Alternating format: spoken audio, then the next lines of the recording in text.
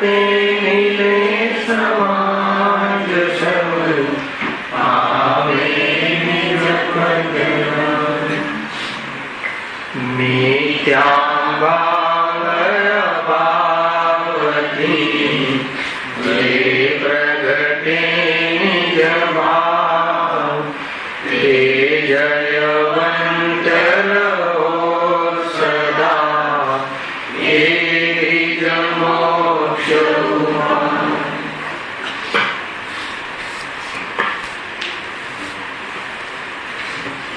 આ શ્રી મોક્ષમાર્ગ પ્રકાશક ગ્રંથ છે. બીજા અધિકાર ઉપર સ્વાધ્યાય ચાલી રહ્યો છે. વાસ્તવમાં સંપૂર્ણ કસાયનો અભાવ એ મુક્ત સ્વરૂપ વાસ્તવમાં પ્રગટ કરવા યોગ્ય છે. પૂર્ણ આનંદ ને પ્રાપ્ત થવું એ જ જીવનનું મુખ્ય કાર્ય છે. 16 વલાના સોનાને પ્રાપ્ત થવું એ શુદ્ધ સોનું છે. ખદાનમાંથી નીકળેલું જે અશુદ્ધ સોનું છે એને સંયોગમાં રહેલી જે અશુદ્ધિ છે એને અભાવ કરવાથી જે તાપ આપવામાં આવે છે 16 પ્રકારે 16 સ્ટેજમાં, અને એ શુદ્ધ સુવર્ણને પ્રાપ્ત થાય છે. 15 વલા સુધી બી અગર જો ગરમી હોય, અંતિમ તાપ બાકી હોય ત્યાં સુધી અશુદ્ધ કહેવાય છે. વાત એ છે. એ પ્રમાણે અહીંયા થોડી અશુદ્ધિ બાકી રહી હોય ત્યાં સુધી સાધ્ય દશાને પ્રાપ્ત નથી. સાધક દશા છે. કઈ અશુદ્ધિ બાકી રહી છે? હવે સંજલન તે આવે છે ને. આપણે કણ જેટલી અશુદ્ધિ હોય તો પણ એ પૂર્ણતાને પ્રાપ્ત થયા ન કહેવાય. તો એ જે અશુદ્ધિ હજુ બાકી છે અને અશુદ્ધિનો અભાવ કરીને પૂર્ણ થવાની પ્રક્રિયા થઈ રહી છે, ત્યાં એ જેટલી કણ જેટલી અશુદ્ધિ બાકી છે એ સ્ટેજમાં તે જીવનું જીવન કેવું હોય છે એની ચર્ચા આપણે કરી રહ્યા છીએ. શાસ્ત્રીય ભાષામાં કહીએ તો 3 ચોકડી કષાયનો અભાવ અને સંજલન કષાયનો સદભાવ. અંતિમ ચોકડી હજુ બાકી છે, કણ જેટલી કષાય. તો સંજ્વલન કષાયનો જે તીવ્ર ઉદય હોય છે મિરાજને, એ વખતે જે એમનું જીવન હોય છે કેવું હોય છે એની ચર્ચા આજે આપણે પ્રારંભ કરીશું. ત્યાં સંયમરૂપ જીવન હોય છે. જે કસાય બાકી રહી, જે વ્યવહાર બાકી રહ્યો, હજુ જે એમને વ્યવહાર જીવન જે બાકી રહ્યું, આવવું જવું, ઉઠવું, બેસવું, ભોજન આદિનું જે પરિણામ, એ જે વ્યવહાર એટલે શું? અશુદ્ધિ. વ્યવહાર એટલે આત્માનું પરમાત્મ સ્વરૂપ નથી, પરંતુ એ ભૂમિકામાં છે ખરું. હજુ એ ભૂમિકામાં કશાયકરના અંતર્ગત થવા વાળું જે બાહ્ય આચરણ છે, ખરેખર તો સ્વરૂપમાં ચરવું સંપૂર્ણ એ મુખ્ય સ્વરૂપ છે. પરંતુ કશાયકરના ઉદયમાં જે બાહ્ય આચરણ રહે છે એ મિલાદનું જીવન શુભાચરણ રૂપ જે વ્યવહારથી લોકમાં એમને મહાવ્રતિ કહેવામાં આવે છે, જે વ્યવહાર જોઈને એમની સાથે વ્રતિ કહેવાનો વ્યવહાર તથા પૂજ્યતાનો વ્યવહાર કરવામાં આવે છે, એ વ્યવહાર શું કહ્યું? કે કથન સાંભળજો બરાબર. સામાન્ય કથન નથી રાજેશભાઈ. ફરીથી એક કશાયકણ જે બાકી રહ્યો છે એના ઉદયમાં જે વ્યવહાર બાકી રહ્યો છે, હજુ વ્યવહાર એટલે વ્યવહારનો વિષય, વ્યવહાર એટલે અશુદ્ધિ, વ્યવહાર એટલે એમનું સ્વરૂપ નથી, પણ એમને જોવા મળે છે એટલે એમનું સ્વરૂપ કહેવામાં આવે છે, બાહ્ય સ્વરૂપ. પણ જે વ્યવહાર જોઈને લોકમાં એમને મહાવ્રતી નામ કહેવામાં આવે છે અને જે વ્યવહાર જોઈને પૂજ્યતાનો વ્યવહાર કરવામાં આવે છે જગતમાં, એટલે એ વ્યવહાર પણ કેટલો ઉત્કૃષ્ટ હશે, તથાપી એ મલિન ભાવ છે. જીવના વિતરાગ ભાવની અપેક્ષા એ ભાવ છોડવા લાયક છે. આખું તમે ઇન્સેટ ક્લિયર કરજો. પરંતુ છે એની ચર્ચા અહીંયા મૂકી છે, તો એ ઉદયમાં કેવું જીવન હોય છે એની ચર્ચા, જેને છઠ્ઠું ગુણસ્થાન કહેવામાં આવે છે, અથવા મુનિરાજની એ અવસ્થા, એ કાળને છઠ્ઠું ગુણસ્થાન કહેવામાં આવે છે. એ કાળ એટલે શું? સ્વરૂપમાં ન રહેતા, લીનતામાં ન રહેતા, ઉપયોગ જ્યારે બહારમાં આવે છે, બહારમાં એટલે ક્યાં? બહારમાં એટલે સંજલન કષાય અનુસાર પ્રવૃત્તિમાં આવે છે, પ્રવર્તનમાં આવે છે, તો એ પ્રવર્તન કેવી પ્રકારનું હોય છે, એ વ્યવહાર કેવી કોટીનો હોય છે, કેવી પ્રકારની એમની સિચ્યુએશન હોય છે, કે એ સિચ્યુએશનને આપણા જ્ઞાનનું ધ્યેય બને છે. અને આપણા જ્ઞાનનું એ ધ્યેય બનતા આપણને શાસ્ત્રના માધ્યમથી આપણને ખ્યાલ હોવાના કારણે તરત જ કહીએ છીએ કે આ મુનિરાજ વિતરાગી છે, નમસ્કાર કરવા માટે યોગ્ય છે, અર્થાત તો નમસ્કારનો ભાવ આવે. બહારમાં કેટલી પ્રકારની પ્રવૃત્તિ એમને જોવા મળે છે. જો એમાં 28 મૂળ ગુણ આપણે લીધા હતા, ચર્ચા થોડી કરી હતી. 28 મૂળ ગુણ કહેવાય છે, જેને મૂળ માર્ગ મોક્ષનો, એ માર્ગની અંદર વિતરાગી મુનિરાજોને જે વિતરાગતાની સાથે રહેવા વાળા જે ગુણ છે, વિતરાગતાની સાથે રહેવા વાળા જે ભાવ છે, એને પણ અહીંયા ગુણ કહેવામાં આવે છે. ખરેખર એ જે ગુણ છે અથવા એ જે ભાવ છે, ગુણ કહો, ભાવ કહો, પરિણામ કહો, મન કસાઈ કહો, એ છે તો બંધનું કારણ, પરંતુ જ્ઞાની ધર્માત્માઓને એ પરિસ્થિતિ ધર્મમાં નિમિત્ત બને છે. કેમ કે ઉપયોગને સંકેલવાની પૂર્વ જે ભૂમિકા હોય છે, ઉપયોગને સમેટવાના પૂર્વ જે ઉપયોગના મંદ પરિણામ બહારમાં ભમવાના જે હોય છે, એ ઉપયોગને સ્થિર થવામાં સહચારી છે. એ પ્રમાણે નિમિત્ત કથન છે શાસ્ત્રમાં. ઉપયોગ એકદમ સ્થૂળ પાપોમાં હોય તો એને સ્વરૂપમાં આવવાની યોગ્ય પરિણામ નથી, પરંતુ એટલો ઉપયોગ વિરક્ત હોય બહારની પ્રવૃત્તિમાં કે હવે આના પછી આ સ્ટેશન આવે, સીધું અંદરમાં જવાનું, એટલે પૂર્વની પર્યાયમાં શું પરિણામ હોય છે એની ચર્ચા અહીંયા કહ્યું. તો કેમ ચર્ચા કરીએ છીએ આ? કેમ કે એ જે કસાયકણ બાકી રહે છે, તો એમને પણ એ કસાયના અનુસાર ક્રિયાઓ જોવા મળે કે ના મળે? વ્યક્ત કસાય હોય અને ક્રિયા જોવા મળે, તો એ ક્રિયાઓ કેવા પ્રકારની હોય છે? શુભાચરણ. એમાં સૌથી પહેલા આવ્યા 5 મહાવ્રત, બરાબર છે? 5 સમિતિ, 5 ઇન્દ્રિય જય, 6 આવશ્યક અને 7 શેષ ગુણ, 28 મૂળ ગુણ. જે એમાં મૂળ તો 5 મહાવ્રત છે. સાંભળજો બરાબર.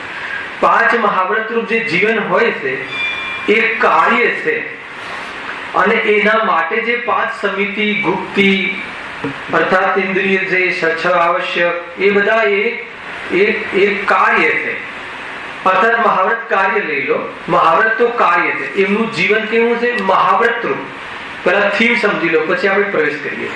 5 જે મહાવ્રત છે, અહિંસા મહાવ્રત, અચૌર્ય મહાવ્રત, એવું એમનું જીવન હોય છે. કયું જીવન? બાહરી જીવન. અંતરંગ જીવન કેવું હોય છે? એકાગ્રતા, શુદ્ધોપયોગ, એ અંતરંગ વેશ.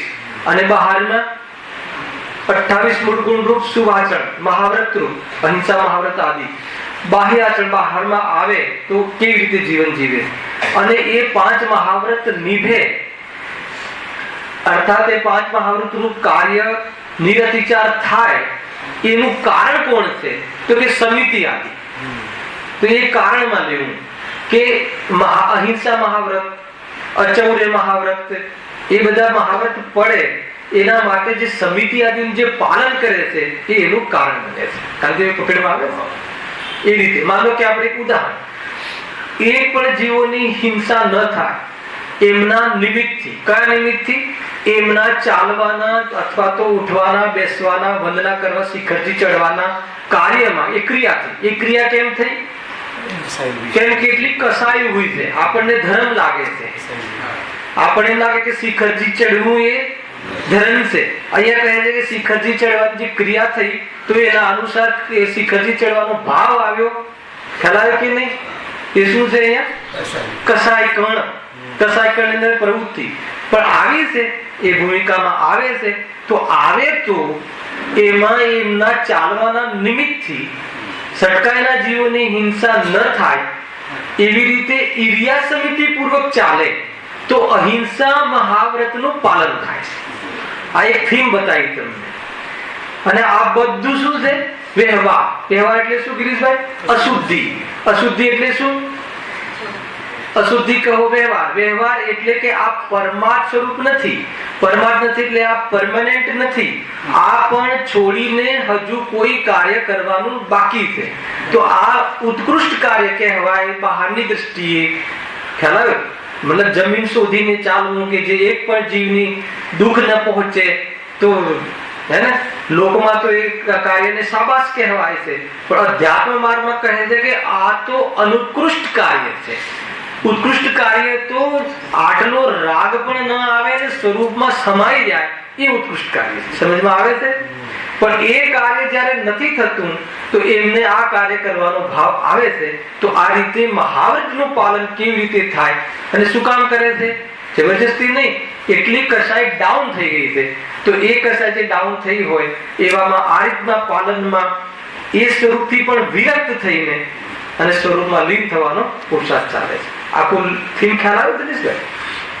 એટલે બધું જ કહી દીધું. મહાવ્રત હોય છે પણ કયા ખાતામાં હોય છે અને ખરેખર આપણું સાચું ખાતું કયું છે એ બધું જ એક સાથે આવી ગયું. કાંતિભાઈ પકડાય છે વાત ને? આખું લેવલ. તો હવે મહાવ્રતથી આપણે ચાલુ કરીએ છીએ. અહિંસા મહાવ્રત. એક એક લીટીમાં આપણે એને નામ સમજીને સમજીશું. અહિંસા મહાવ્રતમાં શું લેવું છે કે એમનું જે સટકાઈ જીવોની હિંસા ન થાય, લઈ લીધું હમણાં, એવી જાતિનું એમનું ચાલવાનું, ઉઠવા બેસવાનું જીવન. એમના અને એમને કેટલા ચાલવાના ભાવ આવે તો કેટલા લેવલ ના આવે બધું જ છે રત્નગણ સાવકા ચાલમાં. અહિંસા મહાવ્રતની પણ 5 ભાવનાઓ, દરેક વ્રતની 5 ભાવનાઓ છે. બહુ મોટો વિષય છે. ત્યાં જઈને વાંચજો તમે રત્નગણ સાવકા ચાલમાં. રજાઓ પણ છે. તો એની અંદર કેવી એમને જો જવાનો ભાવ આવે તો ધર્માયતનોમાં યાત્રાનો ભાવ આવે, વંદનાનો ભાવ આવે, એનાથી વધારે ભાવ ન આવે.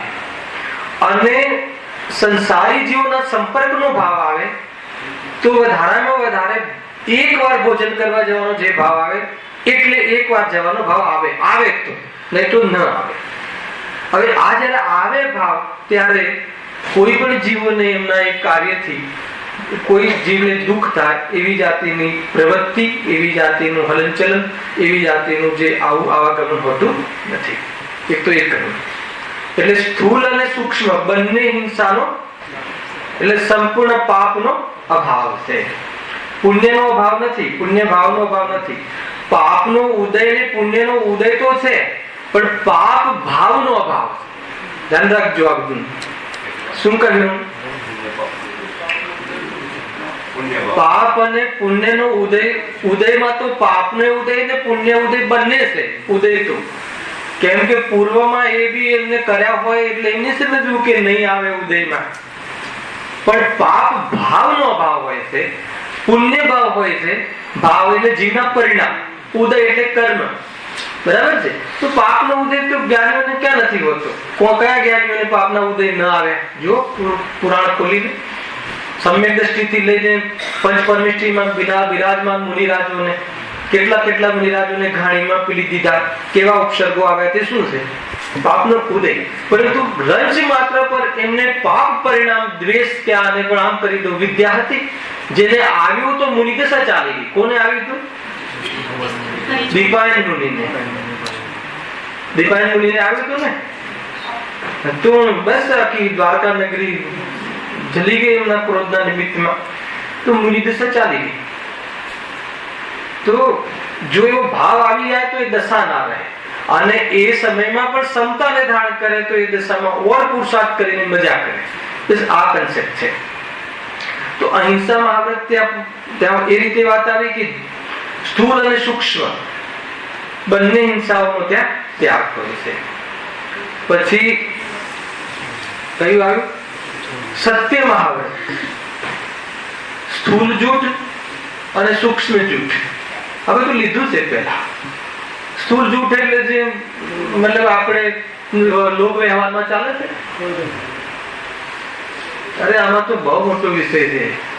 આપણે ભાષાની સાથે રમત રમી અને દ્વિઅર્થી કરીએ ને એ બધા આ દોષ લાગે. ડબલ મિનિંગ થતા જ હોય છે. ડબલ મિનિંગ થી તો ચેનલો ચાલે છે ટીવીની. હાસ્ય જે હોય છે, હાસ્ય નાટક કે હાસ્ય ચેનલો જે છે એ શાનાથી ચાલતી હોય છે? જે વાક્ય કહેના ડબલ મિનિંગ થતા હોય, ડબલ મિનિંગ થી લોકો એને હાસ્યનું નિમિત્ત બનાવે છે. એ બધું અસત્ય જાય. એવું અસત્ય તો આમને હોય જ નહીં. એ તો સામાન્ય આત્માથી ના હોવું જોઈએ. એટલે સ્થૂળ જૂઠનું તો બહુ મોટું પેટ છે. પણ જે સૂક્ષ્મ જૂઠ કે એ પણ અમને ત્યાગ હોય છે. કેમ કે એમની જે ભાષા હોય છે કેવી હોય છે? હિત મિત ને પ્રિય. અપ્રિય જે ભાષા હોય એ અસત્ય છે. કેમ કે એ અસત્યને આવકાર આપે છે. કોઈને દુઃખ થાય, કોઈ ખોટા માર્ગે લાગે, કોઈનું અહિત થાય એવી ભાષાનું એમને ભાષા કરવાનો અથવા બોલવાનો ભાવ આવતો નથી. એ રીતે સ્થૂળ જૂઠ, સૂક્ષ્મ જૂઠ, અચૌરી મહાવ્રત. ચોરી, સ્થૂળ ચોરી, સૂક્ષ્મ ચોરી કોઈ ભાવ જ નહીં. સૂક્ષ્મ ચોરી શું છે ખ્યાલ?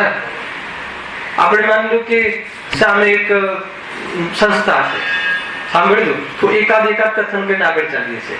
સામે એક સંસ્થા, બીજી કોઈ સંસ્થા છે, ત્યાં લખ્યું છે કે ભાઈ અહીંયાના કોઈ ટોયલેટ છે કે અહીંયાની જે પાણીની પરત છે જે બી અહીંયા બહાર વાળા વ્યક્તિઓએ ઉપયોગ ન કરવી. બરાબર? હવે એમાં કોઈનું નુકસાન તો છે નહીં, પણ એ લોકોનું ત્યાંનું કાનૂન છે, એ લોકો એ રીતની એમની જે બી બંધારણ છે. હવે આપણે ચોરી ચૂકવીથી ત્યાં જતા રહ્યા, એમાં કોઈનું કઈ લીધું તો નથી હેલા, પણ એમાં આપણો અધિકાર નહોતો તો પણ એની યુટિલિટી કરી તો શું થઈ ગયું? ચોરીનો દોષ લાગે. હવે આવું તો કેટલું કરતા હશું સમજી લો. તો એક તમને આવે કોઈનો ખેતરમાં પેલો પંપ ચાલુ હોય પાણીનો અને આપણે આપણી વોટર બેગ ભરી લીધી જઈને, એ તો ચોરીનો દોષ લાગે.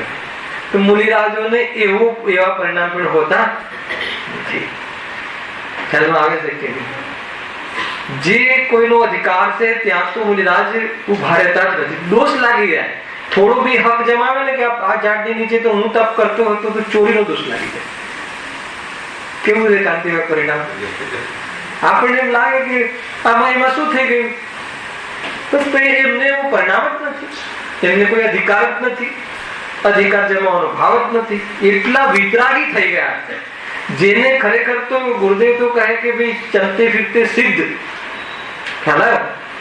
એટલી આસક્તિ જ નથી એમ શરીર પ્રત્યે કે બહારની પ્રક્રિયા પ્રત્યે. પણ છે એટલી છે, કણ જેટલી છે. કેમ કે અર્યંત નથી તો નથી અત્યારે, તો છે નહીં તો શું કામ ભાવ આવે? ઘણી વખત મને વિકલ્પ આવે એ મુનિરાજને પ્રતિક્રમણ ને બધું શું કામ કરવું પડે? પાપ તો છે અને પ્રતિક્રમણ છઠ આવશ્યક લખ્યું છે. ખ્યાલ? તો શું કામ કરવું પડે? કોઈ પાપ હોય તો પ્રતિક્રમણ કરે ને. અને તમે કહો છો પાપ તો છે નહીં. ખ્યાલ? પાપ કરવાનો અભિપ્રાય નથી. અને પાપ પરિણામ થાય, કોઈ પોતાના નિમિત્તથી કોઈને દુઃખ થાય એવી જાતિની અસાવધાની નથી. છતાં પણ રાગ આવ્યો ને શિખરથી ચડવાનો, તો એના નિમિત્તથી કોઈને કોઈ જીવનું હાનિ તો થઈ જશે ને. તો કે રાગ આવ્યો ને, મને આટલો રાગ જ ના હોત, હું અર્યંતમાં હોત તો અર્યંતપણામાં હોત તો એના નિમિત્તથી કોઈ જીવની હિંસા થતી નથી. ભલે સમોષણમાં એમનું આવાગમન થાય, ત્યાર પછી એમને હિંસાનું પ્રકરણ બંધ થઈ જાય.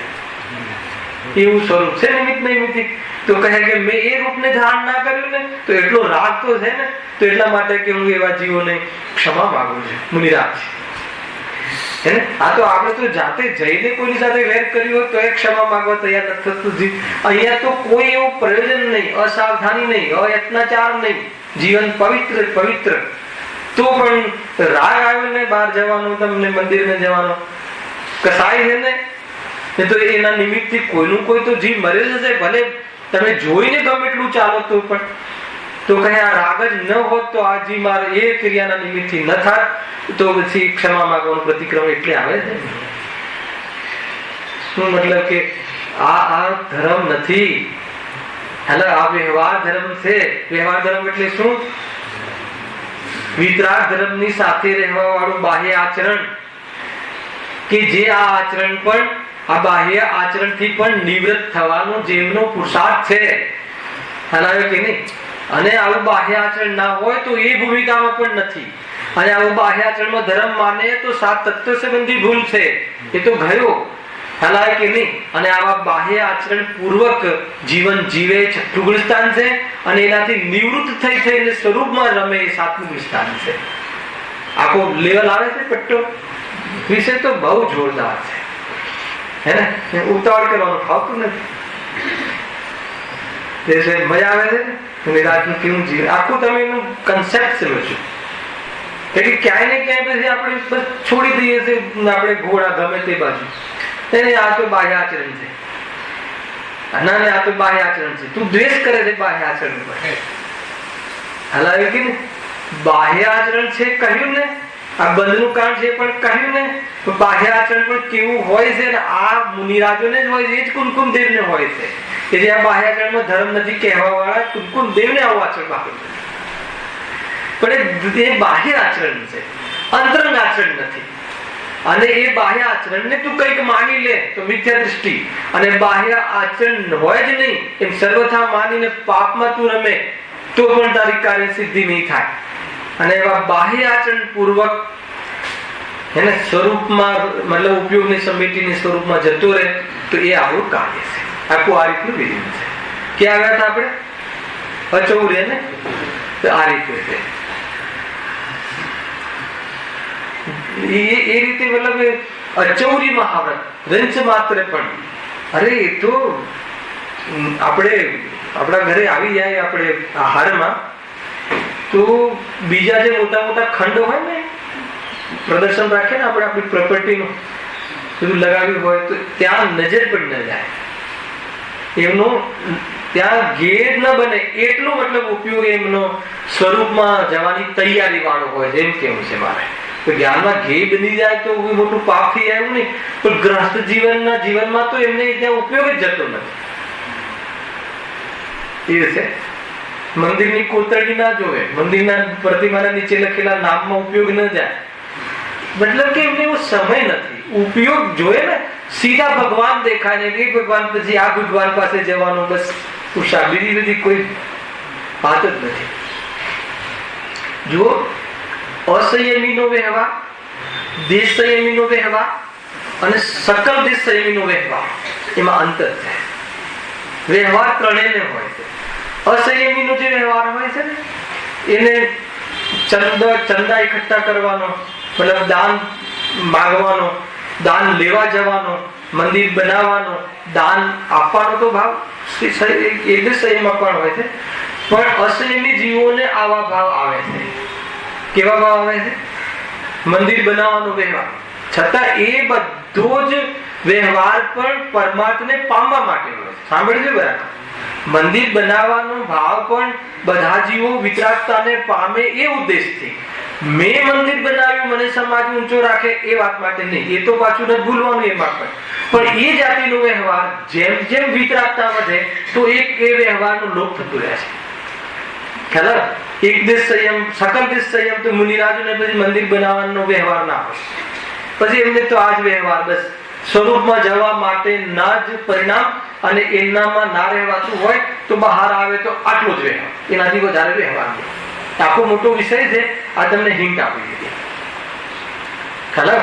હવે આગળ અચૌર્ય મહાવ્રત પછી બ્રહ્મચર્ય મહાવ્રત. પૂર્ણ બ્રહ્મચર્ય એક પ્રકારથી એમ કહી શકાય ઉત્કૃષ્ટ બ્રહ્મચર્ય મુનિરાજને હોય છે. 18,000 જે શીલના ભેદો છે એનું પાલન મુનિરાજો કરતા ભેદ બતાવ્યા છે બુકોમાં. 18,000 ગણાવ્યા છે બાકાયદા, અને 2 લીટીમાં ગણાવ્યા છે, વધારે નહીં. હે ને, અચેતન સ્ત્રી અને સ્ત્રી ચેતન, ચેતન સ્ત્રી અને એના આધાર પર બધું મલ્ટિપ્લિકેશન કરીને બતાવ્યા છે. બહુ મોટો વિષય નથી, જોઈ લેજો, તત્વસૂત્ર આદિમાં હશે. તો એ પ્રકારે 18,000 શીલના દોષ ન લાગે એવી જાતિનું જે બ્રહ્મચર્યનું પાલન કરે છે. જેમ કે લાસ્ટ ટાઈમ એમ કહ્યું ને કે ભાઈ અહીંયા કોઈ સ્ત્રીનો કે પુરુષનો ફોટો છે આમાં, બરાબર છે, તો એ અચેતન પુરુષ અથવા અચેતન સ્ત્રી કહેવાય. બરાબર ને. હવે એ ફોટા જોવાનો ભાવ અને ફોટાનો સ્પર્શ આદિનો ભાવ, તો એ બધા બ્રહ્મચર્યના દોષો છે. એટલે ઘણી વખત જે મૂળ જે જીનવાણી છે એમાં ફોટા આપવા ન જોઈએ એવું કહેવામાં આવતું પહેલા. હવે લોકો ફોટો આપ્યા વગર જીનવાણીની પ્રભાવના કરતા નથી.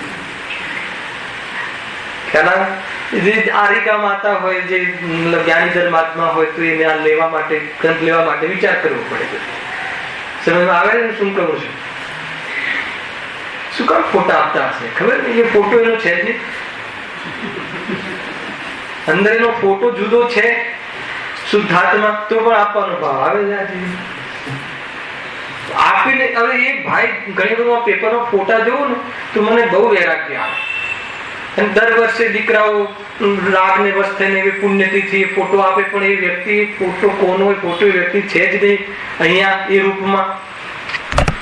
અને એની જગ્યાએ આપણને મૂકીને જોવાનો કે આપણે આ લોકો ફોટા આપતા રહે છે પણ આપણો ફોટો જ નથી. કોઈ લાભ નથી. અને સૌથી વધારે ઝઘડા ફોટાના થતા હોય. આપીને શું કર્યું છે ફોટો? આજે ખ્યાલ આવે છે, દોષ લાગે છે. ઘણી બધી વાતો છે. 18,000 શીલના દોષ ન લાગે એવું બ્રહ્મચર્યનું પાલન હોય છે. જો અપરિગ્રહ અને 24 પરિગ્રહનો ત્યાગ, 10 પ્રકારના બહિરંગ, 14 પ્રકારના અંતરંગ. હવે આ બધું તમે એક એક ખુલાસા જોઈએ તો પછી બધું ઘણો સમય જોઈએ, પણ છે ચર્ચા. એક પરિગ્રહની ચર્ચા થાય, એક પરિગ્રહમાં વિરક્તિ આવી જાય કે આટલું બધું ખ્યાલ આવે. પછી રોજ પછી પ્રવચનો કરવા પડે છે, પણ છે વિષય છે. તમે જાતે સ્વાધ્યાય કરો. 24 પરિગ્રહ કયા છે ને પરિગ્રહનો ત્યાગ મુનિરાજોને હોય છે. એને બહારમાં ધન ધાન્ય દાસ દાસી શરીર ઉપરના વસ્ત્ર આદિ બર્તન આદિ એ સંબંધી મૂર્છા નહીં, એ મિથ્યાત્વ પરિગ્રહનો ત્યાગ. એ બહારમાં એ જાતિના પદાર્થો નહીં, એ બહિરંગ પરિગ્રહનો ત્યાગ. હે મિથ્યાત્વ નવલોકશાય, પછી 4 ક્રોધમાનમાં લોભ, એવી જાતિનો ક્રોધ. ક્રોધ છે મુનિરાજને. ક્રોધ જે સંજલન હોય છે ને, પાણીમાં ખેંચેલી લાઈન જેવો ક્રોધ ક્યાં દેખાય? આપણા જ્ઞાનનું ગેય ના બને એટલો પતલો ક્રોધ, એટલી પતલી કસાય. ખરેખર ઉત્કૃષ્ટ ઉદાહરણ છે આપણી સામે. અને કોઈ કોદાળીથી મુનિરાજને મતલબ કે એનો વધ કરે તો બી કાંઈ નહીં, તો કોઈ એક મતલબ દ્વેષ ના આવે અંદરમાં વિતરાગતાના બલ ઉપર. શું મતલબ લોજિક છે? આપણા એની સામે આપણી સરખામણી કરવી, કેવું આપણું જીવન હોય છે. યાત્રામાં જઈએ અને સીટ આગળ પાછળ થાય તો બસ આગળ ના ચાલે, એવું તો જીવન હોય છે. ખેર હવે મોક્ષમાં આવું બધું નથી જોવા મળતું. તત્વજ્ઞાનના કારણે ઘણો ફરક પડી ગયો. ખરેખર વાસ્તવમાં તત્વજ્ઞાનની બલિહારી છે. ગુરુદેવના માધ્યમથી જે તત્વજ્ઞાન આવ્યું તો ઘણું લેટ ગો. પ્રસંગોમાં ઝઘડા નહીં, શિબિરોમાં શાંત નહીં, તો પહેલા તો શરૂઆત એનાથી થાય. ખ્યાલ આવ્યો કે નહીં? કોઈ પણ ધાર્મિક કાર્ય વગર ઝઘડે ક્યારે બી ન સ્ટાર્ટ થાય ને ક્યારે ન સંપન્ન થાય. એવી પરિસ્થિતિ તત્વજ્ઞાનના પહેલા હતી ગણેશભાઈ. અને જયારે હજુ ભલે આત્માનુભૂતિ નથી પણ સમજણ આવી ગઈ તો ઘણું બધું લેટ ગો અને ઘણું બધું કશાયોથી નિવૃત્તિ ઘણી થઈ ગઈ, મન પડી ગયું. અને પડવી જ જોઈએ. પણ તેથી શું યાદ રાખવું જોઈએ? એ વાત પાછી જોડે રાખવી જોઈએ. કોઈ આમ ભ્રમ ન થવું જોઈએ. એમ જો હવે 5 સમિતિ, 5 મહાવ્રત થયા. હવે 5 મહાવ્રતમાં રત્નકર સાવકાચાર્યનો ભાવના અધિકાર વાંચજો તમે તેમને. અને એક મહાવ્રતની 5 ભાવનાઓ છે. અને એમાં એટલી ક્લેરિટી છે કે વિસ્તારથી તમારે એનો ખુલાસો જોઈતો હોય તો ત્યાંથી વાંચન કરજો રાકેશભાઈ. હવે 5 સમિતિ. શું છે આ સમિતિ? પ્રમાદ રહિત યત્નાચાર સહિત પ્રવૃત્તિ તે સમિતિ છે. એ લખ્યું છે સમિતિની વ્યાખ્યા. પ્રમાદ રહિત યત્નાચાર સહિત પ્રવૃત્તિ. હવે આપણે પહેલા કહ્યું હતું ને કે મહાવ્રતના પાલનના અર્થ જે એમના જીવનમાં કસાયકરના અંતર્ગત જે પણ ક્રિયાઓ, કેટલી ક્રિયાઓ આવે, એક તો ચાલવાની ક્રિયા આવે, એક ખાવા પીવાની ક્રિયા આવે, દરેકને બરાબર છે. પણ એમની જે ક્રિયા છે એ નીચેના જીવો કરતા, બીજી ભૂમિકાના જીવો કરતા બહુ જ સીમિત હોય છે. પહેલા તો બહુ જ મર્યાદિત હોય છે. આવાગમન આપણે પણ હોય છે, પણ આપણું આવાગમન હે એટલું બધું આવાગમન હોય ને આવાગમનનો એવો શોખ હોય કે પંચભૂતગલ પરાવર્તન પૂરા જ ના થાય. એ આવાગમન પાછું જુદું, બરાબર છે. કારણ કે આવાગમન અલગ, પણ આવાગમનમાં શોખ હે ને નિવૃત્ત થયા પછી, રિટાયર થઈ ગયા પછી હવે બસ આપણે દુનિયાને શેર કરીશું. પ્રોવિડન્ટ ફંડ બી જબરજસ્ત આવે છે. એક ભાઈ મળ્યા હતા મને, હવે રિટાયર, બસ બધું પર્યાપ્ત મળ્યું છે પ્રોવિડન્ટ ફંડ ને આદત. હવે શું પ્રોગ્રામ છે, એટલે કે હવે જે બાકી રહી ગયું છે કરવાનું છે. મને એમ કે સમય શક્ય છે, કહે કે નહીં શું બાકી રહી ગયું ખરેખર કે હું જો મને કહે કે હવે બસ પેલી 7 ધામની કે કેટલા ધામની યાત્રા, 4 ધામની જે પણ હોય, આપણે ત્યાં એવું નથી હોતું. આપણે ત્યાં મતલબ પણ યાત્રાનું પણ ન કહ્યું, પણ એમને મને કહ્યું કે હવે મારે જે ફોરેન આદિ જે ફરવાની જે બાકી રહી ગયું છે હવે બસ એ બધું કરવાનું છે. તો શું થયું આનાથી ખ્યાલ? તો અને આપણે 11 પ્રતિમાઓ ભણીને આવ્યા છીએ એટલે દેશ વ્રત ને દિગ વ્રતમાં આવાગમનની કેટલી મર્યાદાઓ ત્યાં જ થઈ જાય છે હે ને. બીજી પ્રતિમામાં તો હવે તો આ તો મુનિપણું છે, એટલે એમની તો કોઈ જગ્યાએ બંધાયેલા નથી અને કોઈ એવી કોઈ પ્રકૃતિનો રસ નથી. બહારની કોઈ નેચરલ જીવન જ છે જેમનું ખ્યાલ. એ શું બહારના રસ પડે?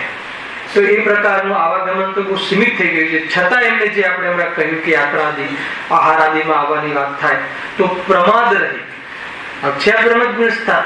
તો પ્રમદ કઈ અપેક્ષા કરી તો એ પ્રમદ એટલે કે સ્વરૂપમાંથી બહાર આવ્યા એટલે પ્રમદ, આળસ. પણ એવો પ્રમાદ નહીં કે એવો પ્રમાદ એટલે એવી કોઈ તીવ્ર રાગ નહીં હે ને. જેમ કે પેલી ઈર્યા સમિતિ છે. ઈર્યા સમિતિમાં શું છે? ઈર્યા એટલે ચાલુ, જોઈને ચાલુ. ચાલવાનો ભાવ પાપ ભાવ અને જોઈને ચાલવાનો ભાવ પુણ્ય ભાવ. અને બંને ભાવમાં ધર્મ નથી. પણ ધાર્મિક જીવોને ભાવ આવે તો કેવી રીતનો ભાવ હોય એ બતાવવામાં આવે. ચાલવાનો ભાવ કેમ પાપ છે? કેમ કે આત્માની અંતિમ દશા સ્થિર દશા છે. સિદ્ધ દશામાં પ્રદેશોની સ્થિરતા તો 14મા ગુણ સ્થાને અને ક્ષેત્રથી ક્ષેત્રાંતરની સ્થિરતા સિદ્ધ દશામાં છે કે નહીં. તેથી ત્યાં એકદમ સ્થિર થઈ જાય છે જીવો. એ આપણું ખરેખર શુદ્ધ સ્વરૂપ છે. જ્યાં સુધી અશુદ્ધિ રહે અને વળી પાછું જોડે મોહ હોય તો કમાલ કરી નાખે હે. અર્યંતની અશુદ્ધિ છે ને આવાગમન સમુષયમાં, પણ એમને મોહ નથી જોડે. એટલા માટે સંસારી નામ આપવામાં આવે. એ બધા ઔદૈહિક ભાવ છે, ત્યાં પણ ઉપાધિ છે જ. સંપૂર્ણ જયારે સિદ્ધ અવસ્થામાં સ્થિર થઈ જાય ત્યારે શુદ્ધ સોનું પ્રગટ થઈ ગયું. વાત તો એ છે નિર્વાણ સુધી પહોંચાશે કે નહીં, ઘણી બધી ચર્ચા છે. ઈર્યા સમિતિ તો પ્રાસુક માર્ગમાં ચાલે. પહેલા તો ખ્યાલ પ્રમાદ રહિત અર્થાત તો યત્નાચાર સહિત.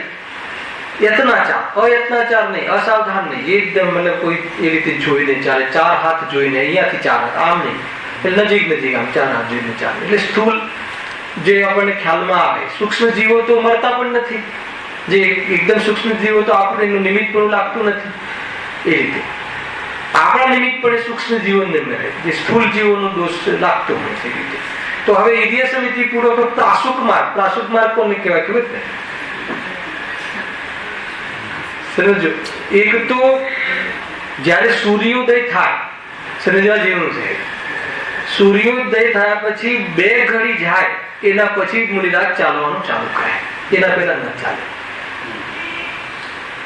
કેમ કે એમને ચાલવાનો જે ભાવ આવે છે એમાં કોઈ જીવોની હિંસા થાય એવું પ્રવૃત્તિ હોતી નથી. અને આપણે તો રાત હોય કે દિવસ હોય, અને ત્યાં સામે કોઈ ખાસ મિત્ર ઉભો હોય તો નીચે શું કોઈ સામે કોઈ પાંચ સંગીત પંચેન્દ્રિય કોઈ વૃદ્ધ ઉભા હોય એને પણ ઠોકર મારીને ચાલી જાય. પછી સ્થૂળ જીવોની સૂક્ષ્મ જીવોની તો શું વાત કરી. એટલો રાગ શાના માટે કહ્યું? ત્યાં મારો કોઈ ખાસ મિત્ર આવ્યો છે, પછી કોઈને ના જોડે. ભગવાન સંબંધી પણ એટલો રાગ ઠીક નથી.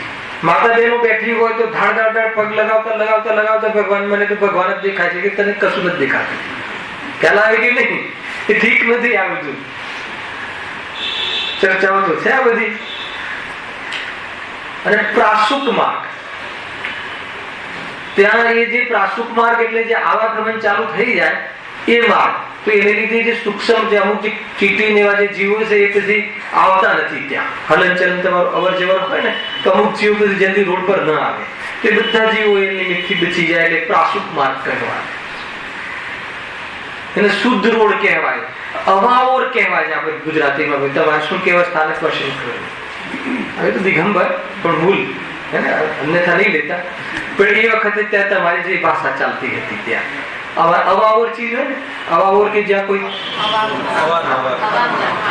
તો એ જગ્યાએ જીવોની ઉત્પત્તિ બહુ થાય. કોઈ ખંડ તમે વર્ષો સુધી પડ્યો હોય ને તો ત્યાં જીવોની મચ્છરોની ઉત્પત્તિ બહુ થાય. અવાવોર જેવી કહેતા. ઠીક છે ને? તો એ રીતે એટલે અહીંયા પ્રાસુક માર્ગ એને કહેવાય જે રોજની યુટિલિટી થતી હોય એવા માર્ગ ઉપર ચાલે. આમ એ રીતે ચાલે. કોઈ એવા માર્ગ ઉપર ન જાય કે જ્યાં એ રીતનું મુરીરાજનું સ્વરૂપ હોય. આપણે તો શોર્ટકટ તક લઈ લઈએ. એને જલ્દી જવું છે, કેમ? નાસ્તા કીધું હતું નીચે રામ તૈયાર છે તો ધડારે કોઈ શોર્ટકટ થી, અથવા હું પેલો ઉતરી જાઉં. અરે પણ તું જે શોર્ટકટ થી જાય છે ત્યાં કોઈ દિવસે રસ્તોનો કોઈ યુઝ નથી કર્યો. ત્યાં હે ને કેટલા જીવો હશે. પછી એને એમ કહીએ ને ત્યાં મોટા જીવો આવે છે તો પાછું ન જાય. કયા મોટા? જાનવર. એ પોતાને ખાઈ જાય તો એ પછી ના ચાલે. ખ્યાલ આવે કે કરુણા ન રહી. કરુણા ન રહી તો ભલે કરુણા ધર્મ નથી, પણ ધર્મ જે પ્રાપ્ત કરે છે એના હૃદયમાં છલોછલ કરુણા. જોઈ લો ગુરુદેવ તો આપણી પાસે પ્રમાણ. હૃદયમાં કેટલી કરુણા, કેટલી કરુણા. એને બહાર એક છોકરો બેઠો તો ભિખારી ટાઈપનું, એનું લલાટ જોઈને કહે કે આ કોઈ સામાન્ય ઘરનો જીવ નથી. લૌકિકમાં પણ હતું ને કે આવે ને પ્રવચનો. હા, ખ્યાલ આવે કે નહીં? કોઈ ઉદય એવો આવી ગયો છે. અરે રે આ જીવને દેહ બુદ્ધિ છોડીને ક્યારે ભગવાન બને? બસ એક વાત. તો આ કરુણા નથી? કરુણા કેટલી તમને ભગવાન તરીકે જોઈ અને ભગવાન બનવાની ભાવના ભાવે એનાથી મોટી કરુણા કઈ હોય? ખ્યાલ? 2-5 કપડા વસ્ત્ર મળી જાય એ કોઈ કરુણાનું કરુણા કરી ન કહેવાય. તો મદદ છે. ખ્યાલ આવે ને? એટલે આ બહુ મોટી વાત છે. આ કોઈને વેદ જ્ઞાન સ્વયં કરે અને કોઈના વેદ જ્ઞાનમાં નિમિત્ત બને એવી પ્રભાવના એ ખરેખર જીવનમાં અંતિમ ઉત્કૃષ્ટ કાર્ય છે. અને તત્વ જ્ઞાન સ્વયં એક પચાવવું, પોતે લેવું અને બહાર બોલવાનો ભાવ આવે, કોઈની જોડે કોઈ સંબંધ રાખવાનો ભાવ આવે તો તત્વ જ્ઞાન વચ્ચે રાખવું. બસ તત્વ જ્ઞાનના સંબંધો. બાકી બધું શું છે તમારે, શું છે અમારે, કાંઈ એ રીતે. એ તો ઉદય પ્રમાણે છે. એ છે જો એ થઈ ઈર્યા સમિતિ. હવે એષણા સમિતિ. આ બધી આટલી જ ક્રિયાઓ, જે ક્રિયાઓ આપણા જીવનમાં જોવા મળે છે વેપાર આદિ એમને હોતી નથી, પણ આપણે વેપાર આદિ માટે આવવા જવાનું પરિણામ થાય છે એમને ધાર્મિક ક્રિયા માટે. પછી એષણા સમિતિ, એ ભોજન, ભાષા સમિતિ, વચન, આ બધી ક્રિયાઓ આપણી પણ હોય છે. આદાન નિક્ષેપ પણ, કોઈ વસ્તુને લેવા મૂકવાની, અને પ્રતિષ્ઠા પણ એટલે મલમૂત્રના ત્યાગની, આ બધી પ્રક્રિયાઓ આપણે હોય છે. બરાબર? પણ એમને આપણા પ્રમાણમાં મર્યાદિત હોય છે. એમને માનો કે ભોજન સમિતિ, ભોજન તો એષણા એટલે ભોજન. તો એમાં જે ભોજનની જે પ્રક્રિયા છે એની સમિતિ એટલે બહુ જ સીમિત ભાવ હોય છે. તો એની અંદર લખ્યું કે જે 14 પ્રકારના મલદોષ અને 32 પ્રકારના અંતરાય એ ટાળીને ભોજન કરવાનો ભાવ છે. હવે એ તમારે મૂલી બનવું હોય તો 46 પ્રકારના જે દોષ છે ભોજન સંબંધી એ જ્ઞાનમાં હોવું જોઈએ. બાહ્ય આચરણ પણ અથવા કોઈ મુનિ સ્વરૂપ ખબર હોય તો બાહ્ય અંતરંગ સ્વરૂપ તો વિતરાગતા હશે, એકાગ્રતા, બીજું કોઈ છે જ નહીં બીજું સ્વરૂપ તો. પણ બાહ્યમાં એવો જીવ ભોજન કરે છે તો એકવાર ભોજનનો ભાવ આવે, પણ એકવાર આવે એમાં પણ કેટલા પ્રકારની મર્યાદા એટલે શું? લિમિટેશન. શામાં લિમિટેશન? કસાયમાં લિમિટ. એટલે એટલી ઓછી કસાય કેમ કે 32 પ્રકારના અંતરાય, જે ઉદ્ભવ સ્થાનના અને બનવાના સ્થાનના ને બધા, તો એ બધા છે. અને મન દોષ, જે મતલબ વાળ કેવું કઈ આવી જાય ટાઈપના, તો એવા એ પ્રકારના 14 અને 32 46 દોષથી રહી. વિચાર કરો કે 46 દોષમાંથી એક પણ દોષ ના હોય એવું ભોજન. એટલે એવું ભોજન ક્યારે મળે, ક્યાં મળે, કેટલા લોકો આવું કરતા હોય કે ના કરતા હોય? તો મારે બતાવવું છે કે ભોજનના પ્રસંગો કેટલા મર્યાદિત થઈ ગયા. તો ભોજનના પ્રસંગો મર્યાદિત થઈ ગયા એ પુણ્યનો ઉદય. અને ભોજનનો પ્રસંગનો અનુકૂળતા મળે એ અધ્યાત્મ અપેક્ષામાં તો પાપનો ઉદય. છતાં બી આગમમાં પુણ્યના ઉદયથી આવો યોગ મળે છે ભોજનનો. પણ અધ્યાત્મ માર્ગમાં તો સ્વરૂપમાં જવામાં જેટલી અનુકૂળતા છે તે ભોજન પણ એટલા માટે કરે છે. કે નહીં? મતલબ એક પ્રકારથી આ 46 દોષોથી રહિત અરસ ભોજન, રસોનો ત્યાગ અને શરીરની પુષ્ટિના અર્થે નહીં પણ તપ આદિમાં અનુકૂળતાના અર્થે ભોજન આદિમાં ઉતરે છે. એટલી તો એમની કન્ડિશન. અને નવધા ભક્તિ પૂર્વક તો ભોજન કરવા આવે, કેટલી કન્ડિશન, અભિગ્રહ ધારણ કરે, પોતાને ખાવાનો ભાવ આવે તો જાણે નથી આવ્યો એવી જાતિના ખેલ બતાવે કે આવ્યો જ નથી. ખેલ બતાવે એટલે જાણે એવું ધારે કે જાણે છતાં બી મળવાનું હોય તો મળે. ગાયના શિંગડા ઉપર ગોળનો રવો, હવે એવું કોઈ કરે, પણ મળવાનું હતું તો એવો યોગ થઈ જાય. હવે કોઈ ગાય લાવે ને એના શિંગડા પર ગોળનો રવો ને બધું ક્યાં વિકલ્પ આવે? પણ યોગાનું યુગ તો થવા યોગ્ય હોય તો બધું થઈ જાય. ગજબની વાત છે. છતાં પણ એ અભિગ્રહ લેવાનો અર્થ એ છે કે પોતાને ટટોલવા, પોતાની જે અલ્પકષાયને પણ કે અલ્પકષાયના અંતર્ગત પણ વિતરાગી થવાના પુરુષાર્થ આવે એ રીતનું એમનું જીવન હોય છે. જો પછી ભાષા સમિતિ, એ તો આવી ગઈ. વચન બહુ મુખ્ય છે. હિતમિત પ્રિય વચન બોલે, બોલવાનો ભાવ આવે તો એ જ બોલે, બીજું નહીં બોલે. મતલબ કે આના પરથી આપણે પણ શીખવા જેવું છે કે કદાચ આપણે કોઈની સાથે આવા પ્રસંગો આવે તો બીજી બધી લપન ચપ્પન ને દુનિયાની વાતો કરવાની જરૂર નથી. તો આ ગાથામાં શું આવ્યું હતું ભાઈ? ખ્યાલ તમને એમ કરીને વાત છેડી દીધી તો બાકી બધા પાપોથી બચી જવાય શાંતિભાઈ. બરાબર? કોઈ એક જગ્યાએ આપણે પ્રસંગમાં મળી ગયા, કોઈ ગ્રસ્ત જીવન છે તો પાછળ શાંતિથી આપણે પહેલી ખુરશીમાં ત્યાં તો હોઈએ ને, પ્રવચનમાં પહેલી ખુરશીમાં બેસું, ધ્યાન રાખ, આગળ જ બેસું, અને એવામાં છેલ્લે બેસું, છેલ્લે. એટલે આપણા પર કોઈનું ધ્યાન ના જાય અને આપણે પણ બીજે વધારે વિકલ્પ ન રહે.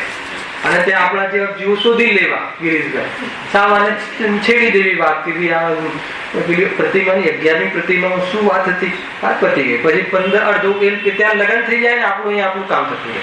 આ રીતે શરૂ છે. બને નહીં તો પાપ જ કોણે આ કર્યું અને આ ન બનાવ્યું તો આ ન બનાવ્યું, એકલું નિંદા નિંદા નિંદા. કમભક્તિ છે જીવની, કર્મબંધ અજ્ઞાન કારણ આજે આવશે કાંતિ તમારે. આગળની ગાથા એકનું શરૂ થયું. ભાષા બહુ મુખ્ય છે. જે પણ ઝઘડા થાય છે ને એ વચનના માધ્યમથી થાય. અને જે પણ આત્મકલ્યાણમાં પણ વચન નિમિત્ત છે. દેશના ઉત્કૃષ્ટ નિમિત્ત કોણ? દેશના. તો દેશના શું છે? વચન. ભગવાનની વાણી, તો વાણી નિમિત્ત બને છે. અને બરબાદીમાં પણ વાણી નિમિત્ત બને છે. કટુતા હોય વાણીમાં તો સામેવાળા જીવમાં દ્વેષ ઉત્પન્ન થાય. હિતમિત પ્રિય વચન એ ભાષા સમિતિ. ભાષા સમિતિ એટલે જુઓ, એમને પહેલા ચાલવાની ક્રિયા, પછી એમને ખાવાની ક્રિયા, પછી બોલવાની ક્રિયા. પણ એ ક્રિયાઓ આવે તો પણ કેવી મર્યાદાપૂર્વકની, કેટલી મતલબ સુશોભિત, કેવી જાતિનો વ્યવહાર હોય. કોઈ દિવસ ગાદીથી મુનિરાજના જે ઘણી વખત આપણને ખ્યાલમાં આવે છે ને કે આવું નિરૂપણ કરે ને ક્રોધથી બોલે ને દ્વેષથી બોલે ને, અરે મુનિ જ નથી. વર્તમાનમાં ટીવીમાં કોઈ વાર નજર પડી જાય ને આવે છે, એ વાસ્તવમાં ટીવીમાં આવા મુનિનું સ્વરૂપ હતું. માઇક સુધીના ઉપયોગની નિષેધ છે તો ત્યાં ટીવીમાં એટલું શૂટિંગ કરવું ને એ બધું ક્યાં મતલબ છે? ખ્યાલ આવે ને શું કરવું છે? સાંભળવું કે ના સાંભળવું? કાંતિભાઈ શું સાંભળવું? આપણી પાસે ઘણું બધું છે. ગૌશાળા ખોલો ને એ બધું મુનિરાજુની ભાષા જ ખ્યાલ. કોઈ ગુરુદેવને કહ્યું કે ગૌશાળાનો થોડો તમે ઉપદેશ આપો ને, કે અમે ના આપીએ. શું વાત છે, ખ્યાલ છે આ બધો પ્રસંગો?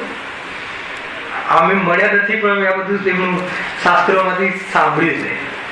કોઈ એમ કહ્યું મળ્યા નથી એટલે સાંભળ્યા, જોયા છે, દર્શન કર્યા છે, પણ એમને સાંભળવાનો મોકો નતો અને સાંભળવાની ઉંમર નથી કે રસ નતો, જે પણ ઘણો હે ને 4-5 વર્ષની ઉંમરમાં કઈ ત્યાં ગયા હોઈએ તો હાથી જોઈએ, 12 હાથી આવે પ્રતિષ્ઠામાં, હાથી પર કોણ બેઠું છે ભગવાન એ ન જોઈએ, એવી દશા હતી. અને ઘરેથી એ રીતે જ લઈ જાય કે ચલો ત્યાં બધા મોટા મોટા હાથી ઘોડા આવશે, એવું જ હતું ને પેલા. શું વાત હતી? ગૌશાળા બંધાવ, ગૌશાળા બંધાવ, એનો તમે ઉપદેશ આપો જરા. એટલે જુઓ, દુનિયા ગાયોનો વધ કરવા માટે તો તૈયાર નથી, એને તો બચાવવા માંગે છે, બીજા જીવોનું એને કેમ કે ગાય લોકો દેવ માને છે ગાયને, અને ગાયનો વધ ન કરવો એની પાછળ દુનિયા કેમ પડી છે ખબર છે? કે અહિંસા વિહિંસા છે નહીં. કેમ કે ગાયને આ લોકો માતા માને છે, ગાયને એ ભગવાન માને છે, ગાયને પૂજે છે, એટલે ગાયના વધનો નિષેધ હિન્દુ લોકો કરવા તૈયાર થયા છે, હે ને? ભલે નથી મરઘીઓ કપાય એની સાથે મતલબ નથી. એટલે ગુરુદેવ કે અમે તો એક પણ જીવની હિંસા ન થાય અહીંયાથી ઉપદેશ આપીશું, ખાલી ગાયોની વાત નથી. એક પણ જીવોની, સટકાયેલા જીવોની હિંસાના ત્યાગનો ધર્મ છે આ. અને પોતાના મનમાં થતા રાગ દ્વેષ ભાવ હિંસા છે, તો હિંસા લોકોને ખબર જ નથી. સંપૂર્ણ ભાવ, મારવાનો ભાવ તો હિંસા છે, પણ બચાવવાનો ભાવ હિંસા છે. અને બચાય તો શકતો જ નથી, મારી તો શકતું નથી. ત્યાંથી જૈન ધર્મની શરૂઆત થાય છે. શું કહે? ખ્યાલ આવે કે નહીં? બચાવવાનો ભાવ હિંસા, પેલા એ નક્કી કરજો, પછી આ બચાવવાના ભાવની ચર્ચા કરીએ. એ કઈ હિંસા છે? સ્વરૂપની હિંસા. અને આ કઈ હિંસાથી બચવાની વાત છે? અન્ય જીવોની 10 પ્રાણ રૂપે થાય હિંસાથી બચવાનું. આ બધી હિંસા, પ્રાણી સંયમ, ઇન્દ્રિય સંયમ, એ બધી હિંસાઓથી બચવા સંયમ રૂપ જીવન છે. ખ્યાલ આવે છે આખો કન્સેપ્ટ? એ રીતે છે. જો હા, પછી આદાન નિક્ષેપણ. શું છે આદાન નિક્ષેપણ? એમની પાસે કેટલી વસ્તુ હોય અને આપણી પાસે કેટલી વસ્તુ. આપણી પાસે તો પૂરા પરિગ્રહ છે, એમની પાસે 0 પરિગ્રહ છે. પરંતુ વસ્તુ હોય કેમ કહો છો? કે જીવ રક્ષાના અર્થે પીછી, શુદ્ધિના અર્થે કમંડલ, અને એક શાસ્ત્ર જ્ઞાનના અર્થે, હે ને? એકથી બીજું શાસ્ત્ર ના હોય, અને કોઈ અધિકાર નહીં. કોઈ લઈ જાય તો લઈ જાય, કોઈ વાંચવા લે તો માગે નહીં, લાવ મારું શાસ્ત્ર દે, એમ નહીં. હલાવે કે નહીં? તો એ કહે કે એવો રાગ નથી. તો એ ચીજોના જ્યારે છે તો ઉઠાવી પડતી હશે, મૂકવી પડતી હશે. આદાન નિક્ષેપણ, હલાવે કે નહીં? તો એ કરવું પડતું હશે. તો એમાં પણ કોઈ જીવોની હિંસા ન થાય. શું ગજબ છે! શુદ્ધિ કરે, પીછી એટલી મૃદુ હોય છે કે પરિમાર્જન કરે જમીન. કહ્યું તો લાસ્ટ ટાઈમ ઘણી વાત થઈ ગયું છે કે બહુ તડકો હોય ને છાંયડો આવે તો તરત ના જતા રહે. એટલી મતલબ કે એમની મતલબ એવી જાતિનો પ્રમાદ ના હોય, એને દોડીને છાંયડામાં જતા રહે એવી તો વાત જ નથી. પેલા તેને સમજી લીધું. પરંતુ કુદરતે એવી જાતિની સ્થિતિ આવે કે હવે છાંયડો ચાલુ થાય છે તો પેલા પૂરું શરીર પીછીથી પરિમાર્જિત કરે અને પછી તે જાય. સમજમાં આવે છે? મતલબ જીવો પર કરુણા હોય, છતાં કહે છે કે ધર્મ નથી. એને ધર્મ નથી માનતા, પણ બહારમાં બાહ્ય આચરણ હોય. ખ્યાલમાં આવે ને, સ્પીડમાં જવું, 100ની સ્પીડમાં ને, એ બધું છે. એ મુનિરાજનું સ્વરૂપ જ નથી. બહુ વધારે જોવાની જરૂર નથી, થોડુંક જોઈએ તો ખ્યાલ આવી જાય કે આ પદમાં નથી ને પદમાં છે. અને એ તો શ્રદ્ધા એટલા માટે કરવી કે બહારનું સ્વરૂપ પાવું ને અંદરમાં વિતરાગતા આવે. હું જયારે બનીશ ત્યારે આ બધું જ તો જ બનીશ, એ પુરુષાર્થ પૂર્વક જ બનીશ. નહીં તો જે મારે જે સાવક ધર્મ પડાય છે ઠીક છે, પણ જયારે શ્રવણ ધર્મમાં આવીશ ત્યારે પરિપૂર્ણ બધી જ બાજુથી પરફેક્ટ અને પરિપૂર્ણ ધર્મ, અખંડ ધર્મનું પાલન કરીશ. એવી જાતિનું જીવનનો ભાવ ન થાય તો ન કરવાનો મોટો અપરાધ નથી, પરંતુ અન્યથા કરવાનો બહુ મોટો અપરાધ છે. હા, પ્રતિજ્ઞાપૂર્વક છે. અને એ પદને યોગ્ય નથી, એ પદને યોગ્ય ના હોય એવી પ્રવૃત્તિ કરો અને બસ મનાવડાવો કે હું ગુરુ છું, તો દોસ્ત છે. એ પદને યોગ્ય પ્રવૃત્તિ તો શું કરવા કરવી છે? બધાને બતાડવા, ગુરુ મનાવવા માટે. તો ગુરુ મનાવવા માટે તો સાત તત્વની ભૂલ આવી ગઈ, તો સમય તો છે નથી, મિથ્યા દૃષ્ટિ, અધિકાર નથી મોક્ષનો. સમજમાં આવે છે આખી વાત? આ રીતે છે. તો કઈ સમિતિ? આદાન નિક્ષેપણ અને પ્રતિષ્ઠાપન. જીવ રહિત એકાંત સ્થાનમાં મળનો ત્યાગ કરવો, મલમૂત્રનો. હે ને? ખરેખર જે આપણા ઘરની અંદર જે ટોયલેટ છે ને, એ ગ્રસ્ત જીવનની વાત ઠીક છે, પણ એ હાથ નથી એટલો ખ્યાલ આવે. પહેલા તો આપણે એવું હતું નહીં. તો એ જ્યાં ત્યાં જે પાણી ભરાઈ રહેશે એમાં એટલા જીવોની ઉત્પત્તિ થાય છે. અને કોઈ માતા બેન ને ખબર ના હોય તો કહું કે ત્યાં જે ત્રસ જીવોની એટલી ઉત્પત્તિ થાય છે, કેમ કે જ્યાં ગંદકી હોય ત્યાં જીવોની ઉત્પત્તિ વિશેષ થાય. અને પછી તમે એની સફાઈ માટે એસિડનો ઉપયોગ કરો તો સમજી શકો છો કે શું થઈ શકે. ખ્યાલ ને? બહુ બધું ધ્યાન રાખવા જેવું નથી. તો અહીંયા તો કેટલી મતલબ એવી જગ્યાએ જઈને ત્યાગ કરે એનો કે જેથી કોઈ જીવોને ત્યાં એ પ્રમાણેની હાનિ ન થાય, એવી જાતિની સમિતિ કે આ સમિતિઓના માધ્યમથી એમને 5 મહાવ્રતનું પાલન થાય છે. પણ આ ક્યારની વાત છે? ક્યારે? જ્યારે સ્વરૂપની બહાર આવે ત્યારે. અને આવી ક્રિયાનો વિકલ્પ આવે તો આ રીતની જ હોય, બરાબર આનાથી હીણી ના હોય અને આનાથી વિશેષ ના હોય. કેમ કે વિશેષમાં શું હોય શકે? આનાથી પાલન, પણ આનાથી થોડી ઉતરતી ના હોય. ક્યારેક અતિચાર લાગે, ક્યારેક અતિચાર લાગે. સમજમાં આવે છે કે નહીં? તો અતિચાર પછી પ્રાયશ્ચિત લઈ અને વળી પાછી ક્યારેય ભૂલ ન થાય એવી જાતિનો પુરુષાર્થ કરે. બહારનો આચરણાર્થ ન હોય છે. અને બહારનો આવો વ્યવહાર જોઈને જ એમની સાથે પૂજ્યતાનો વ્યવહાર સંભવ છે, નહીં તો નથી સંભવ.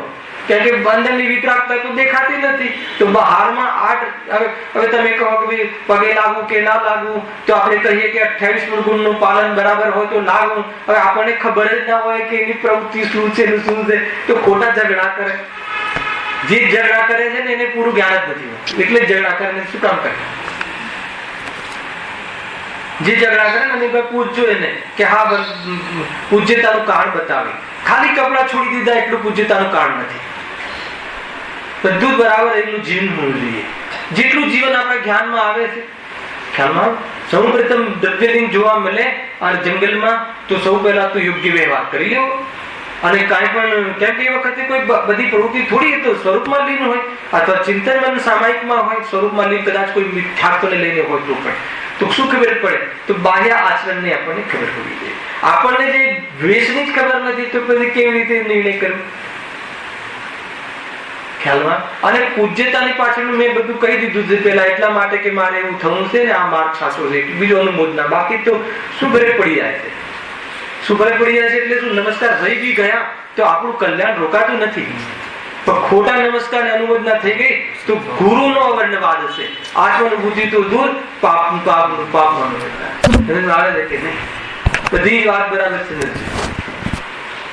નહીં તો ક્યાંય ના નહીં રહીએ.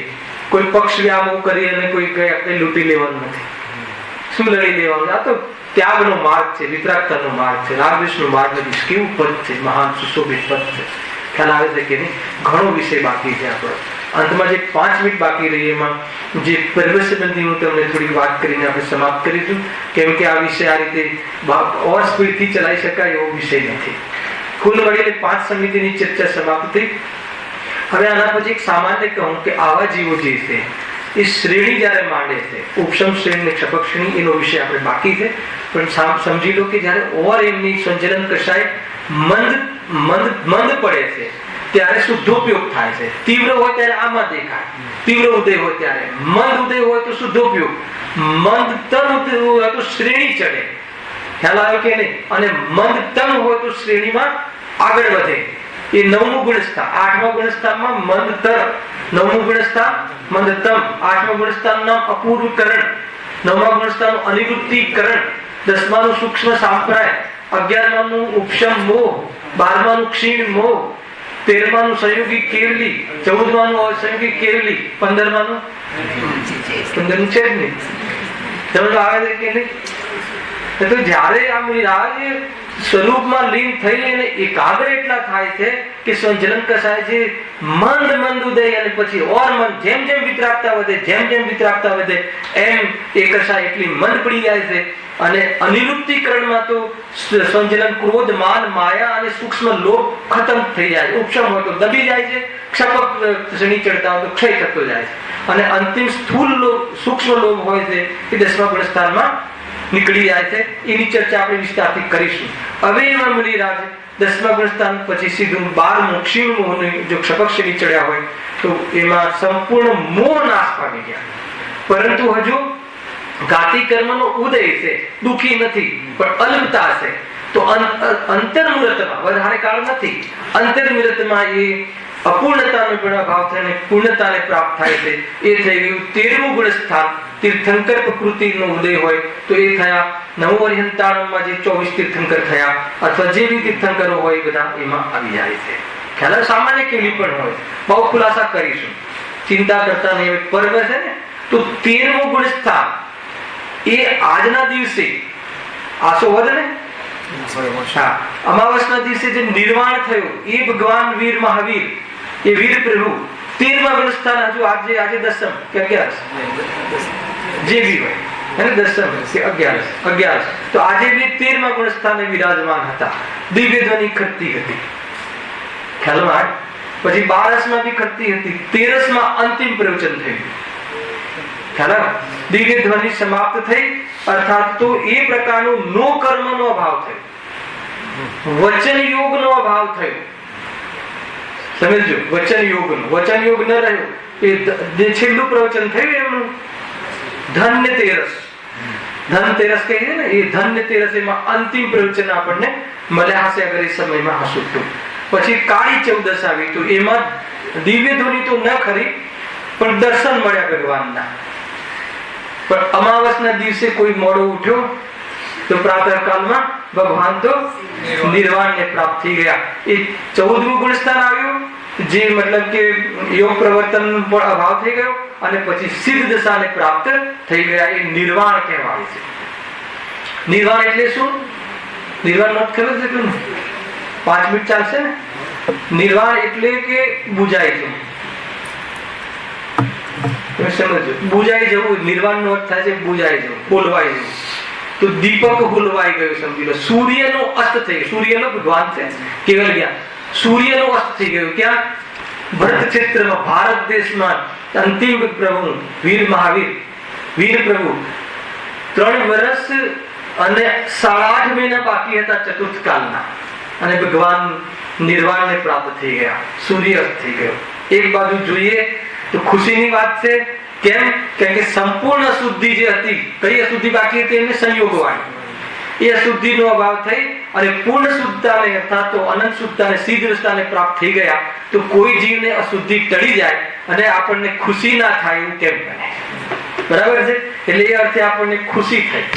છતાં શું થયું? આપણે તો બધા રાગી છીએ હે ને. તો વિરહ થયો તો આપણા માટે શોકનો દિવસ છે એક પ્રકારે જોઈએ તો. કેમ કે રાગીને તો ધર્મ પિતાનો વિરહ થાય ને શોક ન થાય એવું કેમ બને? ભરત ચક્રવર્તીને શોક થયો, એમના આંખોમાં આંસુ આવ્યા. અહીંયા કુંકુમદેવને પણ વિરહ ચાલ્યો, ગુરુદેવને પણ સાક્ષાત તીર્થંકરના વિરહ. એને એક સમોસર સ્તુતિમાં એક કથન જોઈને લખ્યું છે. આચાર્યને મન એકદા જીન વિરહ તાપ થયો મહા, રે સિમંદર જીનના વિરહા પડ્યા ભરતમાં. રે મહાવીર જીનના વિરહા પડ્યા ભરતમાં. બહુ લાંબી વાત નથી, 2500 વર્ષ. અનંત અવસરપીણી ઉષાપીણી કલ્પકાલના અંતમાં તો 2500 વર્ષ પહેલા ભગવાન મહાવીર આપણે અહીંયા હતા. 2500 ઉપર જે વર્ષ થયા ભાઈ. અને વિરહ થયો. એકચ્યુઅલી દીપાવલી આપણો તહેવાર નથી. નિર્વાણનો દીપાવલી સાથે કોઈ કનેક્શન નથી. કારણ કે જો નિર્વાણમાં દીપાવલી હોત તો 24 તીર્થંકરના નિર્વાણમાં દીપાવલી હોવી જોઈએ એક, હે ને? દીપાવલી તો એ વખતે રામ ભગવાન, રાજા રામ, હે ને, રાવણને દશેરાના દિવસે વિજય પ્રાપ્ત કર્યો, અને વિજય થઈને જે દિવસે આવ્યા દિવસે આ હતી દિવસ, તો એ અર્થે લોકોએ, હે ને, જે મતલબ દીપક કર્યા કે જે કર્યું, જે પણ કર્યું, મોજ મજા કરી, લાડુ ખવડાવ્યા, ખાવે. અને આપણે ત્યાં તો ભગવાન ભલે એ આ તો એક પ્રકારથી બેટીની વિદાય જેવું છે, સમજી લો. એનો સ્વામી મળ્યો છતાં વિરહમાં દુઃખ છે. સ્વામી મળ્યો દીકરીને, એનો આનંદ છે, અને વિરહ થયો, વિયોગ થયો, એનું દુઃખ છે. તો પ્રભુને પૂરી વ્યવસ્થા પ્રાપ્ત થઈ ગઈ, એનું તો આનંદ છે.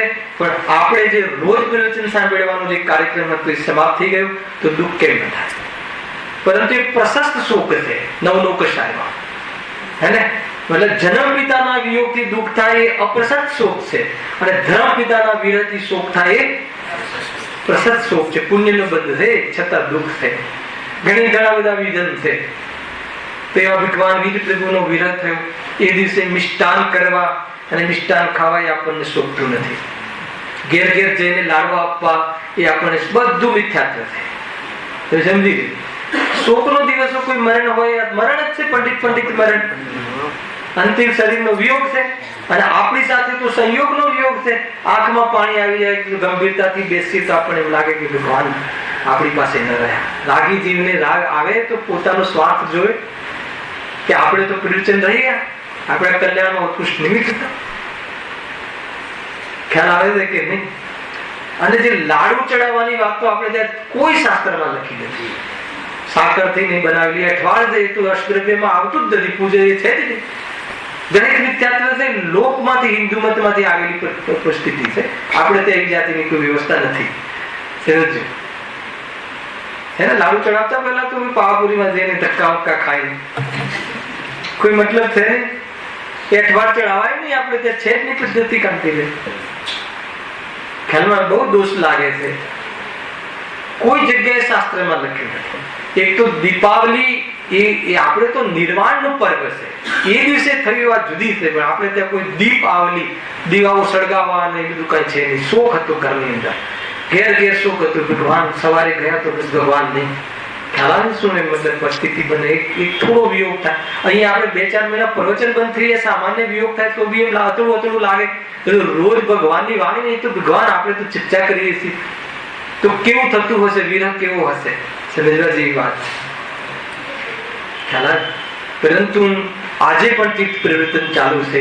એમના પછી ગૌતમ ગણધર દેવને એક દિવસે કેવલ જ્ઞાન થયું. એમના પછી ધર્મધજા સુધર્વ સ્વામી, એમના પછી જંબુ સ્વામી, પંચમ કાલના શરૂઆતના હુંડાસુરી કાલમાં આ 3 મહાન વ્યક્તિઓનો મોક્ષ થયો, કેવલ જ્ઞાનને પ્રાપ્ત કર્યું. એના પછી કઈ સમર્થાચાર્યો, કુનકુન દેવાદી, પંડિત ટોડરમલજી જેવા પંડિતજી, અને એના પછી અંતિમ પૂજ્ય ગુરુદેવશ્રી, પરમ પૂજ્ય પરમાત્માઓ. પછી આપણા પૂજ્ય ગુરુદેવશ્રી આ ધજા ફરકાવી કે જે આજે આપણે બધા ચર્ચાઓના માધ્યમથી એ આત્મા કેવી રીતે પૂર્ણ શુદ્ધતાને પ્રાપ્ત થાય અને એ નિર્વાણ વાળા પર્વને આપણે પામીએ, એનો આજે પણ સિલસિલો કમસે કમ તીર્થ પ્રવર્તન સમજવામાં ચાલુ છે. કઈ જીવોએ આપણે એના પ્રારંભ અહીંયા અથવા અનેક જગ્યાએ કર્યા પણ હશે. સમ્યક દર્શન રૂપી ના કેમ કહી શકાય? ઘણા જીવો સમ્યક દર્શનને પ્રાપ્ત કરીને માર્ગનો પ્રારંભ કર્યો હશે. સર્વ જીવો આ માર્ગને પ્રાપ્ત કરે અને પરિપૂર્ણતાને પ્રાપ્ત થઈ જાય એવી ભાવનાથી આજનું પ્રવચન સમાપ્ત કરીએ છીએ. અને હવે પછી આપણે 24મી તારીખે મળીશું, શનિવારે. એ શનિ રવિ જેટલા હશે એટલા આપણે આગળ સ્વાધ્યાયનો પ્રારંભ કરીશું. અને જેટલા દિવસો બાકી છે હવે એના વચ્ચે એમાં વિશેષ સ્વાધ્યાય કરે. દીપાવલી એટલે રજાઓ એવું કાંઈ છે નહીં, હે ને? પર્વ છે, નિર્વાણનું પર્વ છે. એમાં કેવી રીતે મનાવવું એની થોડી મેં તમને ઇશારો કરી દીધું, હે ને? ઘેર ઘેર જઈને દરબાર ટાઈમ નહીં કરતા. કોઈ 9 વર્ષ 9 વર્ષ હોતું નથી. આપણે તો અનાદિ અનંત વાળા જીવો છીએ, એને કોઈ જેમને હેપી ન્યુ યર ને હેપી દિવાળી કાંઈ બધું જ મિથ્યાત્વ પ્યોર છે. કાંઈ નહીં. આપણે તો એ દિવસોને યાદ કરીને હવે આ સંસારમાં રહેવા જેવું નથી. એની અંદરની વૈરાગ્ય ભાવના, આનંદ ભાવના વધે અને એ જે શોકનો તાપ માટે ભગવાનની પાસે જઈને એમની બાજુમાં બિરાજમાન થઈ જઈએ એવી ભાવના ભાવવી જોઈએ. સહેજાનંદી